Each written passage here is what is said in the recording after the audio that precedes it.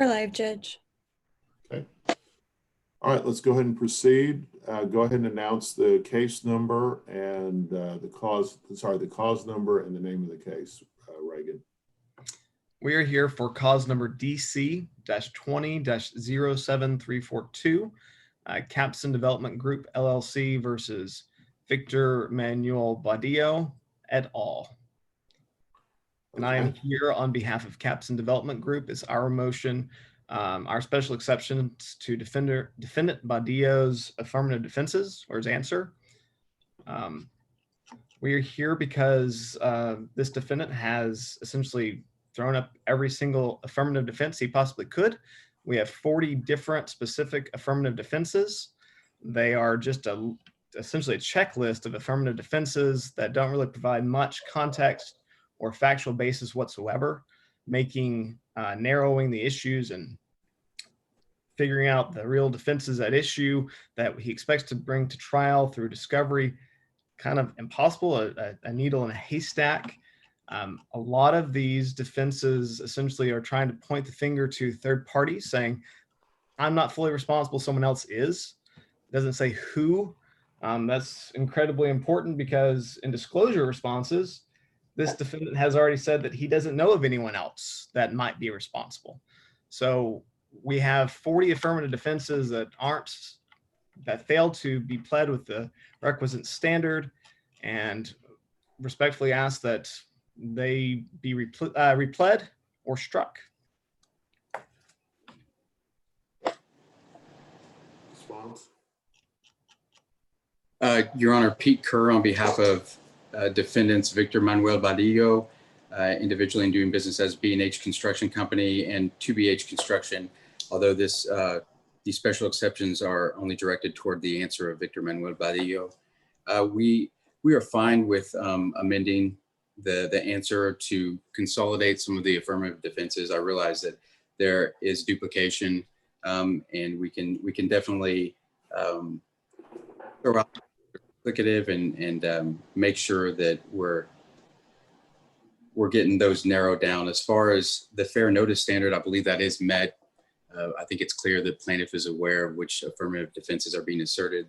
He names them in the special exceptions, or the plaintiff names them in the special exceptions, and even points out ones that plaintiff believes may be missing some elements. So I think that the fair notice is there. Plaintiff is aware of them. I do agree that they could be narrowed, and there may be some that we will remove from the answer based on what we've learned since filing the answer. And I'm sure as we get closer to trial that they'll be further narrowed. At this point in time, they're based on information and belief, and the limited information that we have available, or that we had available whenever we filed them a little over a month ago. So, but we're definitely open to trying to make that clear and to narrow those down. Response. Your Honor, I think that's all we were asking for is a proposed order for repleting.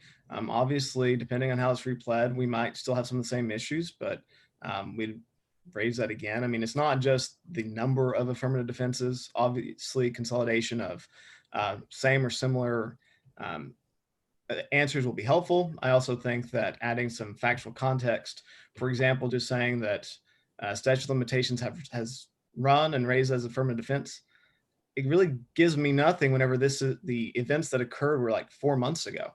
I have no idea what statute of limitations to which claim or what basis there is. So I do think that there is a problem with the factual components of these answers, but I'm fine with waiting on those issues until we see the repleted answer.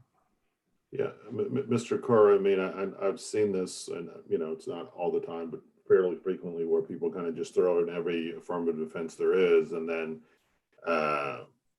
usually what will happen is prior to the special exception hearing, they'll plead those down. Like if it really did happen 4 months ago, if that's correct, then statute of limitations obviously isn't applicable unless there's something very strange going on here.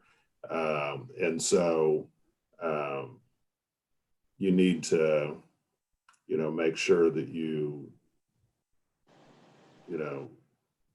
plead these down. So, you know, and if you don't plead them down, then the likelihood that there's some kind of sanctions would be significantly higher, since you didn't plead it before, you didn't correct it before this hearing. You better make sure you correct it before the next hearing. Yes, Your Honor. So there's no frivolous defenses. Understood, Your Honor. We're All fine. right. His proposal is 20 days. That give you enough time? Yes, Your Honor. Anything else, guys? No, Your Honor. Nothing on this end. Okay. You guys are excused. So go ahead and sign the order as submitted. Thank you, Your Honor. Thank you, guys. Be safe out there. All right, you too.